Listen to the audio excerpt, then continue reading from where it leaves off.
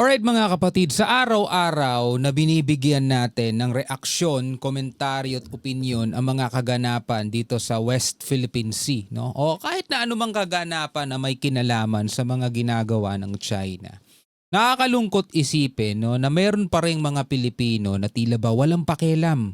So gusto kong marinig o gusto kong malaman kung kayo ba, no, mga nanonood is may pakialam ba sa mga nagaganap, no, dito sa West Philippine Sea. No, ayon dito sa isang post, no, pag-usapan natin 'to mga tol, no. Sabi rito sa Philippine Star, it's a mistake, no, for ordinary Filipinos to go about their lives in complacency o yung kampante, thinking that the country's problem with China in the West Philippine Sea does not affect them at all. 'Di ba? Kumbaga isang pagkakamali ang na isipin ng isang ordinaryong tao o Pilipino o maging kampante at isipin na ang problema ng Pilipinas about dito sa ating soberanya ay hindi naman sila apektado o hindi makakaapekto sa kanilang buhay mga kapatid, no? Ang sabi rito mga kapatid, Pinoys can't be complacent o hindi pwedeng makampante ang Pilipino on West Philippine Sea issue, sabi ni RM Awardee mga kapatid, no? Tignan natin etong nakasulat mga kapatid dito sa isang article. Yan, no? Pinoy can't be complacent, no? O hindi pwede maging kampante on West Philippine Sea issue. Fisher Folk leader and Ramon Magsaysay Award recipient Roberto Cadodoy Balon is part of the Atin Ito civilian mission that successfully held a concert at sea and distributed diesel and gasoline to fishing vessel near Pag-asa Island. So kung nakikita nyo itong video rito sa gilid, ito yung mga ginagawang pangharas sa atin ng mga barko ng China mga kapatid. Sabi rito, the MV Kapitan Felix Oco, the main vessel of the Atin Ito civilian mission, provides gasoline to Filipino fisher folk operating in the territorial waters near Pag-asa Island in the West Philippine Sea on Wednesday, May 28, 2025. No, it's a mistake for ordinary Filipinos to go about their lives in complacency, thinking that country's problems with China in the West Philippine Sea does not affect them all. Malamang ngayon mga kapatid, hindi pa nararamdaman, no, ng ilan sa ating mga kababayan yung mga nagaganap dito sa West Philippine Sea. Wala silang pakialam, lalo na kung ang mga sinusuportahan nila mga tol mga pro-China, no? Wala talaga tayo gagawa about doon. Pero kasi mga kapatid, hindi natin problema na tayo lang, no, sa kasalukuyan. Itong problema natin sa West Philippine Sea, ito'y dadalhin mga kapatid hanggang sa ating mga susunod na henerasyon. Bakit? Kasi dito natin kinukuha o dito natin kukunin mga tol yung mga resources na kakailanganin ng ating bansa pagdating ng panahon. Like for example, pag naubos na yung malampaya, di ba? So kinakailangan natin mga kapatid ng panibagong supply na pagkukunan natin ng power katulad ng kinukuha doon sa malampaya.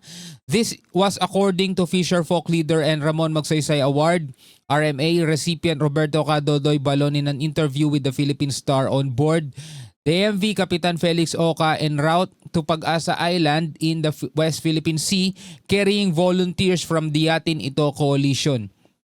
It's our dignity or rights and sovereignty that we should not surrender, as this is what we will pass on to our next generations. Tulad nga nung sinabi ko kanina mga tol, ito'y para rin sa susunod na henerasyon ng ating mga kabataan o ng ating bansa. It's about our dignity and rights as Filipino people, especially for us fishermen, Balon said. Mga kapatid, no, kung nakikita ninyo, sa ngayon, no, hindi pa natin masyado nararamdaman. Pero kapag etong West Philippine Sea ay pinabayaan natin, kumbaga hinayaan na lang natin, ito'y maagaw ng China o kaya palayasin tayo ng tuluyan ng China dyan. Di natin alam ngayon kasi etong administrasyon na to mga tol, pinaglalaban. Diba? Though hindi tayo ganun ka-agresibo, talagang nagagawa pa rin tayong harasin o sindakin ng China, hindi tayo ganun ka-agresibo. Pero iginigiit natin ito. Nakikita natin mga tol, maingay ang Pilipinas about sa usaping to. Unlike sa past administration mga tol na talagang trinopa natin ng China mga tol. Wala tayong naririnig na mga ganitong issue sa West Philippine Sea. No, hindi natin namamalayan, nagtatayo na sila ng napakaraming isla na minimilitarize na nila mga tol. Na pag yan ay pinabayaan ng ating bansa, hindi man itong administrasyon na to o susunod na administrasyon mga kapatid, wala nang darat ng pang West Philippine Sea, yung mga susunod nating henerasyon. Diba? Wala na silang dadat ng karagatan. O yung mga mangingisda natin dito, baka talagang wala nang mahuling isda pagdating ng panahon dyan, nang i-import na lang tayo mga tol. Yung mga ini-import nating isda, ang masakit nun, hinuhuli sa West Philippine Sea. Diba? Yun yung pwedeng mangyari mga tol. At syempre, kung hahayaan natin mga tol, na yan ay makuha, anong silbi ng ating mga sundalo? At yan ay parang pagtataksil sa ating bansa, no, kapag ang leader natin ay papabayaan yan. Kasi nasasakop natin yan eh. Part yan ng soberanya natin mga tol eh. Diba? Wala nang kwenta mga tol. At pag ginusto ng China na ang Pilipinas ay sakupin, ganun din ang mangyayari mga tol. Hindi tayo papalag kasi malaki sila. Hindi tayo papalag kasi malaki sila. Yun yung magiging same reason. Kumbaga yun yung magiging dahilan natin mga tol para hindi tayo pumalag sa kanila. Kaya hindi dapat talaga maging kampante. Ang mga Pilipino dapat may pakialam tayo lahat. Diba? Dito sa nangyayari. Ngayon, sabi rito sa ilang mga comment mga tol. Kanina pa ako nagbabasa ng mga comment eh.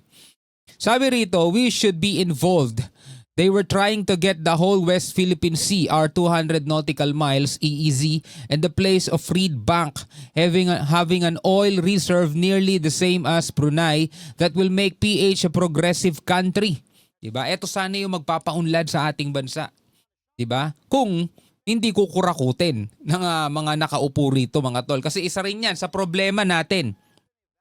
Diba? Kinukurakot ng mga nakaupo mga tol. Yung perang dapat inilalaan sa iba't ibang mga proyekto, yung perang inilalaan para sa pagpapaunlad ng edukasyon, ng kalusugan mga tol, napupurnada o kaya nakukurakot lang.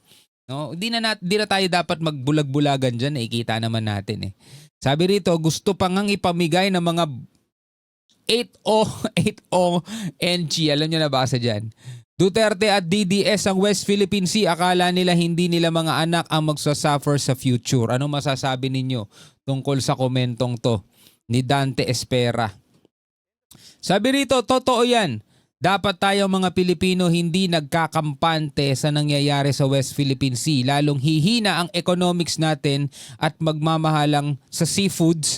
Bakit? Dahil susunod at sa darating na panahon wala na tayong mabibiling yamang dagat kundi lahat puro sa ibang bansa na manggagaling. Export, hindi export. Ang export kasi from sa atin papunta sa kanila, yun ang export. Ang import papunta sa kanila, mula sa kanila papunta sa atin. So import, hindi export. Import, ika nga. Ang bantang hindi malayo sa nasakupin ang mga karatig isla ng Pilipinas at gagawin ng mga Chinese military installation facilities at namumuong Palawan, Coron. Mga tol, alam mo, ewan ko lang dun sa ibang mga Pilipino kasi para talagang wala silang pakialam eh. 'Di ba? Mas ano pa nga sila, mas aware pa nga sila sa mga issue sa mga vlogger, naghihiwalay na mag-asawa, 'di ba? Problema sa mga showbiz, 'di ba? Problema sa iba't ibang mga usapin. Mas doon sila nakafocus eh, pero pagdating dito tila ba wala silang pakialam mga tol. Like a snake slowly creeping towards us and could devour us. We will fight if it comes to that because I don't want to be ruled by a godless communist bullies. Mabuhay ang Pilipinas, sabi ni Dalia Mayflower mga kapatid. Gusto ko marinig ang inyong opinion. Gusto ko marinig ang inyong saloobin mga tol.